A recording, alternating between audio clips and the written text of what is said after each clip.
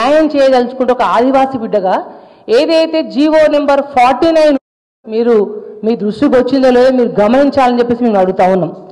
నిజంగా మీరు న్యాయం చేయదలుచుకుంటే ఒక ఆదివాసీ బిడ్డగా ఏదైతే జీవో నెంబర్ 49 ఉందో, అంటే ములుగు నియోజకవర్గంలో ఆదివాసీ బిడ్డలకి ఇబ్బంది అవుతుంది, తరిమి కొడుతూ ఉన్నారు, మాకు ఆపద ఉంది జీవో 49 ద్వారా అని ఎవరైతే అందరూ రోడ్ ఎక్కి ఇబ్బంది పడతా ఉన్నారో ఆ ఆదివాసీ హక్కులని కాల రాస్తుంది కాంగ్రెస్ ప్రభుత్వం అని చెప్పేసి అందరూ వాబోతున్నారు, ఇబ్బంది పడుతున్నారని మావోయిస్ట్ పార్టీ తరపున లేఖ రాసిన విషయాన్ని కూడా వాస్తవం కాదా అని మేము సీతక్కని ప్రశ్నిస్తా ఉన్నాం.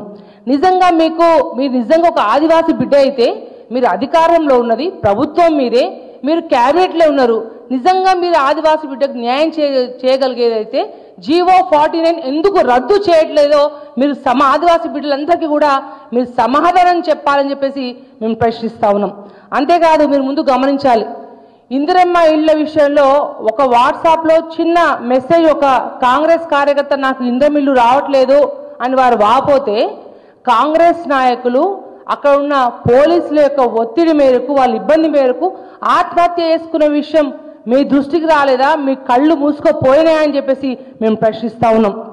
అంతేకాదు, మీ అనుచరులు ఏవైతే ఇసుక దందాలు చేస్తున్నా మిగతా అంతా కూడా మీరు మంత్రి అయినాక అరాచకాలన్నీ కూడా ఒక జర్నలిస్ట్ సోదరుడు బయటపడితే మీరు పిడిగుద్దులు గుద్ది వారిని ఇబ్బంది పెట్టి కార్లో లాకెట్టి మీ కార్యకర్తలు మీ అనుచరగడం కొట్టింది వాస్తవం కాదా అని చెప్పి మిమ్మల్ని అడుగుతా ఉన్నాం. మీరు మాటికి ఆదివాసీ బిడ్డ అని చెప్పుకుంటూ ఆదివాసీ కార్డు వాడుకుంటూ మా బీఆర్ఎస్ ప్రెసిడెంట్ కేటీఆర్ గారిని మీరు ఇష్టానుసారంగా మీరు మాట్లాడుతా అంటే బీఆర్ఎస్ పార్టీ కార్యకర్తలు, బీఆర్ఎస్ పార్టీ ఊరుకోదని చెప్పేసి ప్రత్యేకంగా మీకు తెలియపరుస్తా ఉన్నాం.